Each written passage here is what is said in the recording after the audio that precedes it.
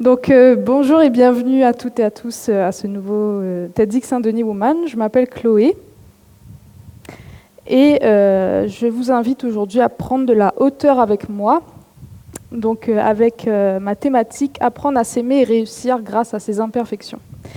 Alors, vous voyez une papang, tout simplement parce que cet après-midi, je vais vous présenter une méthode que j'ai appliquée à ma vie, qui m'a aidée à évoluer.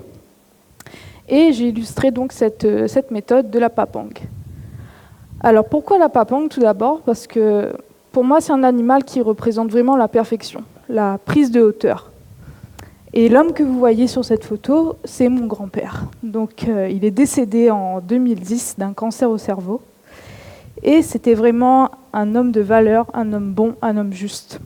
Et il m'a transmis en fait cet amour de la nature. Et maintenant, à chaque fois que je vois une papang, je pense à lui et j'espère qu'il est fier de moi. Et d'ailleurs, ce soir, j'espère qu'en sortant, dès que vous verrez une papang, vous penserez à moi. Donc, qu'est-ce qu'une papang? Alors, une papang, c'est une personnalité qui soit absolue dans le domaine du possible, en ayant anticipé avec une narration et une mentalité de gagnant des résultats qui soient ultérieurs et surtout en harmonie avec son énergie. Donc tout d'abord, qui suis-je? Il faut savoir que ce soir, je ne porte aucun masque avec vous. Donc je suis la même que chez moi, le pyjama licorne en moins. Et donc je m'appelle Chloé, comme je vous disais. Je suis une Yab, donc je viens de la plaine des Cafs et de Sillaos, et je vis à l'entre-deux. Donc autant vous dire que le chouchou coule dans mes veines. Donc j'ai eu 25 ans il y a quelques mois. Selon les études, j'ai enfin quitté l'adolescence pour le plus grand bonheur de mon père. Et je suis fiancée à l'homme merveilleux qui se trouve dans cette salle depuis cette année. Voilà. Au niveau professionnel, donc, je suis ce qu'on peut appeler une micro-influenceuse. Donc, j'ai une communauté à peu près de 2000 personnes qui me suivent sur les réseaux sociaux, donc Facebook, Instagram. J'ai également un blog sur lequel je parle surtout de tourisme, et notamment le fait d'être une Yab, d'être une femme, et de vouloir se battre pour être une girl boss et mettre en avant la Réunion. Et je suis également maman de 4 chats. Donc, j'ai pas encore d'enfants, mais voilà. Donc, il faut savoir aussi qu'au niveau de ma personnalité, je suis quelqu'un de très créatif. C'est vraiment la qualité qui me définit. Je bouillonne d'idées. Mais je peux être aussi extrêmement égocentrique et égoïste. Donc, je m'aime beaucoup. Ça doit se voir, je pense. Mais il faut savoir que dans la vie, j'ai été trahie, beaucoup de personnes m'ont déçue, et du coup, j'ai dû compenser avec énormément d'amour propre. Et je pars du principe qu'en fait, qu'on ne peut pas donner aux autres si on n'est pas rempli nous-mêmes. Donc on commence avec la citation d'Antoine de Saint-Exupéry qui nous dit finalement que la perfection est atteinte, pas lorsqu'il n'y a plus rien à ajouter, mais lorsqu'il n'y a plus rien à retirer. Et pourquoi je vous parle de mes qualités et des défauts, c'est que aujourd'hui, je m'aime comme ça, à 100%, donc comme je suis. Et je sais qu'en fait, je vais évoluer vers une meilleure version de moi-même. Mais voilà, je m'accepte entièrement comme je suis. Et j'aimerais que ce soir, vous repartez vraiment avec cet amour-propre pour vous-même. Donc on va commencer avec le premier P, donc la personnalité. Donc j'ai identifié plusieurs syndromes que je vois chez moi ou dans mon entourage. Et le syndrome de Tetris. Donc je pense que tout le monde connaît le jeu qui est juste à gauche là. En fait, vous avez des blocs de différentes couleurs, différentes formes. Et le but, c'est de les faire entrer dans des cases pour faire disparaître les lignes. Donc pourquoi je vous parle de ça? Parce que pour moi, l'humain, c'est un bloc de Tetris en fait. Chacun a sa forme, a sa couleur et a son sens dans la vie. Et qu'est-ce qui se passe? C'est que souvent, on a tendance à vouloir se conformer. Donc qu'est-ce qui se passe? On va changer son sens, on va dire, et on va essayer de rentrer dans des cases, et finalement, tout le monde va disparaître. Donc moi, il faut savoir que j'étais un petit peu le mouton noir dans ma famille, parce que j'ai une âme d'artiste, j'ai une âme d'entrepreneur, et être dans une famille de professeurs des écoles, quand on est comme ça, aïe, aïe, aïe. Donc c'est compliqué, donc je me prends encore aujourd'hui des petites remarques du genre ah, mais redescends sur Terre, arrête de rêver, voilà, tu n'es pas Bill Gates, voilà ce qu'on me dit. Et moi, je me dis finalement, dans la vie, j'ai envie de faire ce qui me plaît, même si je vais rencontrer peut-être plus de difficultés d'un parcours classique, mais j'ai envie d'y aller, j'ai envie de tester cette grande aventure qui est la vie qu'on choisit pour soi. Donc maintenant, j'aimerais que vous visualisez en fait comme une pièce de puzzle plutôt. Donc on est d'accord que chaque pièce d'un puzzle, en fait, elle est unique. Donc si vous essayez de mettre de force un morceau là où c'est pas sa place finalement, ça ne va pas rentrer. Et en fait, la planète, pour moi, on forme un ensemble de puzzles comme ça. Donc chacune a sa place, chacune est unique. Et je vous invite vraiment à travailler ça. Qui êtes-vous? Qu'est-ce qui vous différencie fondamentalement de votre voisin? Ensuite, on continue avec le premier A, donc pour absolu, une personnalité qui soit absolue. Donc on rentre contre le syndrome du problème. Alors je ne sais pas vous, mais moi je connais énormément de gens qui se trouvent en fait 1000 problèmes à chacune de leurs solutions. Et qu'est-ce qui se passe souvent quand on fait ça? C'est que on va se freiner à mettre des actions en place pour évoluer. Et ce qui en découle souvent, c'est un manque de confiance en soi en fait. Un manque de se dire, allez, on y va, on se lance, peu importe les difficultés qui arrivent, on y va. Et donc moi, par exemple, mon grand tournant dans la vie, c'était au lycée, donc il y a plus de 10 ans maintenant. En fait, j'avais enchaîné des échecs amoureux et j'étais vraiment au plus mal, donc j'étais en train de pleurer dans les escaliers. Et en fait, un ami à moi qui s'appelle Laurent, que j'embrasse s'il regarde cette vidéo, il est venu me voir et il m'a dit « Chloé, qu'est-ce qui t'arrive ?» Je lui ai dit « Écoute, Laurent, personne ne m'aime. » C'est vraiment ce que je pensais. Et là, contre toute attente, il m'a dit « Je reviens dans 5 minutes, et si dans 5 minutes tu pleures toujours, je t'en colle une. » Donc c'est assez brutal comme réaction, on ne s'attend pas à ça, on s'attend plutôt à du réconfort. Mais au final, ce jour-là, il m'a fait prendre conscience que je ne pouvais pas donner le droit à autrui d'être maître de ma vie, en fait. Et que si je voulais l'amour, si je voulais le bonheur, il fallait d'abord que ça passe par moi, que je le crée moi-même. Donc ça, c'est vraiment aussi quelque chose qui est important, de ne pas attendre le bonheur, les solutions des autres, de vous créer vous-même votre force là-dessus. Ensuite, donc, on continue avec le deuxième P de possible et le syndrome du feu follet. Donc le feu follet, qu'est-ce que c'est? C'est quelque chose qui va s'enflammer très rapidement, mais qui va s'éteindre tout aussi rapidement. Donc je ne sais pas vous, mais moi j'ai rencontré beaucoup ce phénomène-là dans ma vie, d'avoir l'impression de faire plein de choses, mais finalement, après, hop, on rencontre les premières difficultés, et on se dit « Ah, non, finalement, c'est peut-être pas fait pour moi », donc on va abandonner, en fait. Donc c'est ça le syndrome du feu follet. Et en fait, il n'y a pas longtemps, j'ai demandé à mon père quel était son rêve, et il m'a répondu « Moi, mon rêve, c'est d'ouvrir une école privée ». Donc mon père, ça fait 30 ans qu'il est professeur des écoles, il a plus de 50 ans maintenant. Il aurait largement les moyens de le faire, en fait. Et du coup, je lui ai dit, écoute, papa, on y va, allez, c'est parti, on le fait. Et là, tout de suite, il me fait, ah non, c'est trop tard, et puis j'ai plus l'énergie. Donc ça, marmaille, cette excuse du c'est trop tard, là, mais c'est à bannir absolument, parce que peu importe votre âge, moi je suis encore jeune, hein, comment je peux me permettre de dire ça? Mais je sais que peu importe l'avancée dans votre vie, il est toujours temps de prendre un nouveau départ et d'être vraiment ce que vous êtes à l'intérieur, en fait. Ça, c'est très important. Et du coup, voilà, donc il faut visualiser en fait votre domaine de possibilités. Donc c'est sûr qu'on n'est pas dans Game of Thrones, on n'a pas un dragon pour nous aider dans la vie. Mais voilà, on peut quand même planer comme une papangue. Essayez du moins. On continue avec le A de anticipation et le syndrome du poisson rouge. Alors ça, c'est un de mes syndromes préférés.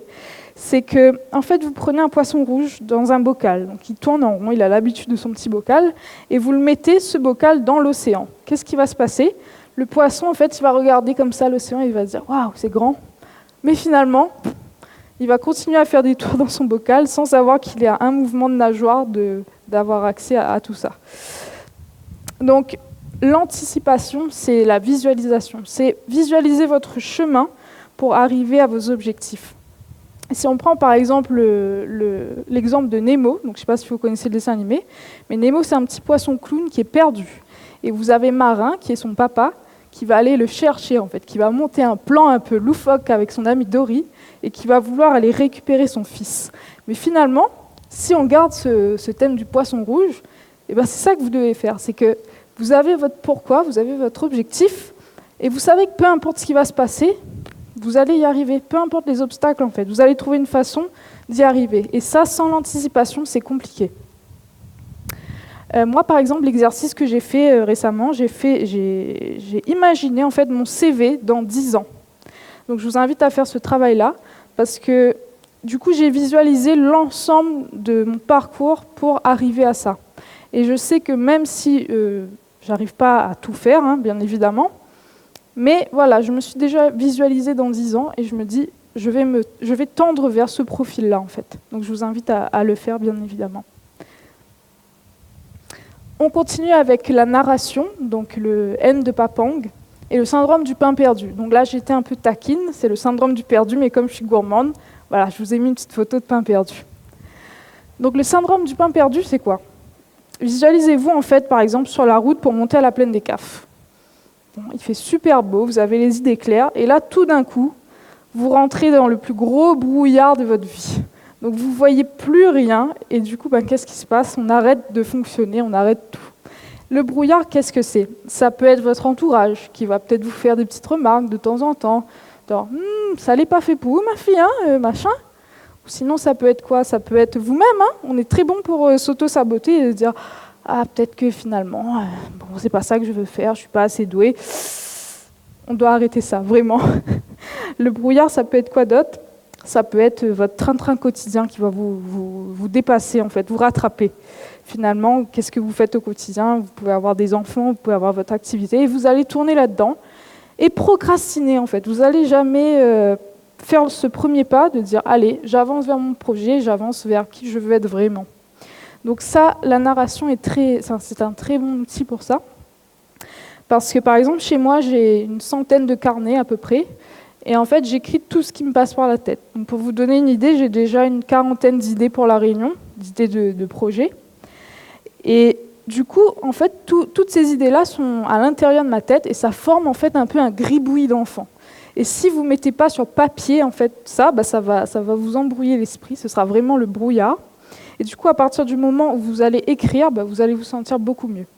Moi, par exemple, il y a 3-4 ans, j'ai rêvé toute une nuit de la création d'un hôtel, en fait, de A à Z. Vraiment, c'était un truc de fou. Et je me suis réveillée, en fait, le matin, j'ai tout écrit, j'ai tout dessiné. Et je peux vous assurer ce soir que peu importe comment, mais je vais construire cet hôtel. D'ailleurs, si vous connaissez un terrain avec 3 pieds de litchi, faites appel à moi. Donc voilà, très important d'écrire un maximum de choses. Même si vous avez passé une mauvaise journée, vous avez envie d'écrire un gros mot sur la page, faites-le. C'est parce que ça vous libère, en fait. On continue avec le G de gagnant, donc la mentalité de gagnant et le syndrome du vaincu. Donc ça, j'ai encore du mal avec, parce que, en fait, quand on a cette mentalité de gagnant qui n'est pas encore bien aboutie, qu'est-ce qui se passe? On a un projet qui nous prend aux tripes, on va dire, et puis finalement, à la première difficulté, on va se dire bon, peut-être que je vais abandonner, peut-être que c'est pas fait pour moi. Et du coup, voilà, on va se retrouver un petit peu penaud, et on va abandonner. Donc ce qu'on oublie souvent avec le fait d'être gagnant, c'est que le gagnant, il remporte une épreuve. Une épreuve, qu'est-ce que c'est? C'est de la transpiration, c'est de la motivation. Et c'est pas pour rien qu'il y a le mot rage dans courage, en fait. C'est que ça va pas être facile, vous allez pas, ça va pas vous satisfaire à 100%. Et ceux qui, comme moi, recherchent le plaisir immédiat dans un projet, c'est compliqué. Donc, moi, il faut savoir que j'ai voulu créer ma première entreprise en 2017.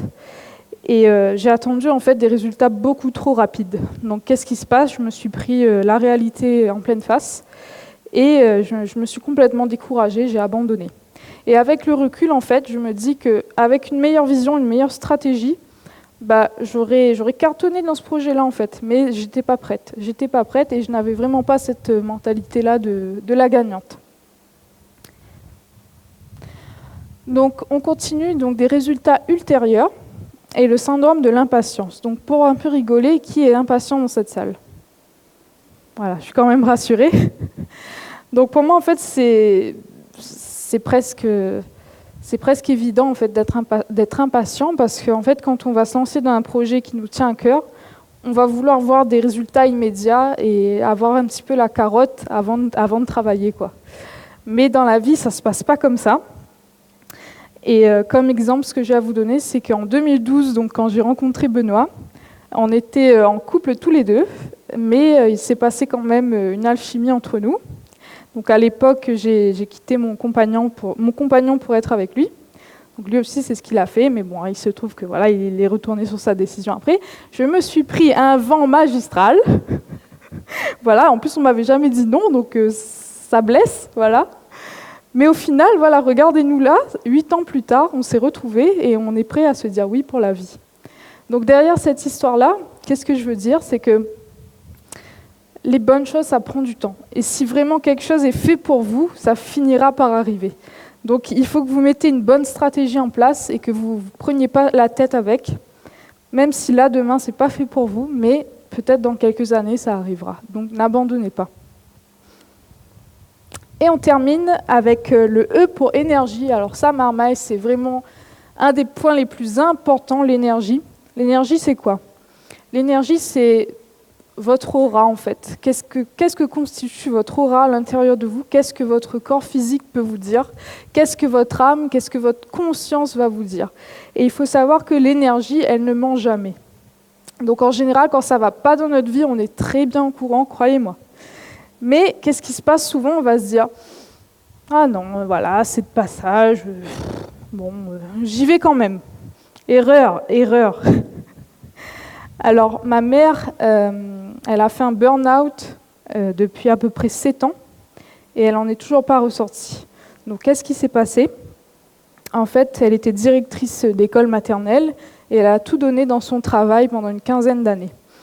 Et elle n'a absolument pas écouté son énergie, en fait. Son énergie qui lui disait « Arrête, tu as des choses à régler avant de t'investir à ce point dans ton travail. » Son énergie qui lui disait « Stop, tu te donnes trop à fond, il faut que tu prennes du temps pour toi. » Et au final, elle n'a pas écouté et voilà ce qui s'est passé. Donc, si vous n'en êtes pas encore à là et que vous sentez que votre énergie finalement est en train de vous lâcher, que vous êtes vraiment dans une mauvaise passe, prenez le temps d'accepter ça en fait et de vous dire derrière la tempête, il y a toujours le soleil qui se cache. Donc inutile de garder ça pour vous et vous dire que tout va bien alors que c'est pas vrai. Donc il faut absolument écouter son énergie pour faire tout ce processus-là de développement personnel, on va dire, parce que c'en est, et y arriver de la bonne façon. Donc, si je devais terminer avec une autre citation, ce serait la citation d'un groupe coréen de K-pop que j'affectionne beaucoup, dans une chanson intitulée « Love Myself », qui nous dit que « Mes cicatrices formées par la vie sont devenues mes propres constellations ». Donc, méditons sur la beauté de cette phrase-là, qui nous dit que finalement, peu importe ce qui se passe dans notre vie, les épreuves qu'on a eues, elles ont fait de nous ce qu'on est aujourd'hui, en fait. Et il faut limite remercier notre parcours. Et si je devais revenir sur la réunion, pour moi, la réunion est très importante. Et chacune d'entre nous, on fait partie de cette île, de cette magnifique île. Et je crois que le monde a besoin de nous, les amis. Le monde a besoin de nous plus que jamais. Et j'aimerais ce soir que vous, ne serait-ce qu'une ou deux personnes dans la salle, ça me suffirait, mais que vous allumez cette petite lumière en vous et que on se lève ensemble demain pour mettre en avant la Réunion et montrer au monde entier qui nous sommes en fait, qui est la Réunion. Parce que pour moi, on est un exemple international et je pense que le monde a besoin de cet exemple-là plus que jamais. Donc le mot de la fin, ce serait de vous dire que peu importe ce qui se passe dans votre vie, n'oubliez pas qu'à tout moment, vous pouvez déployer vos ailes. Merci.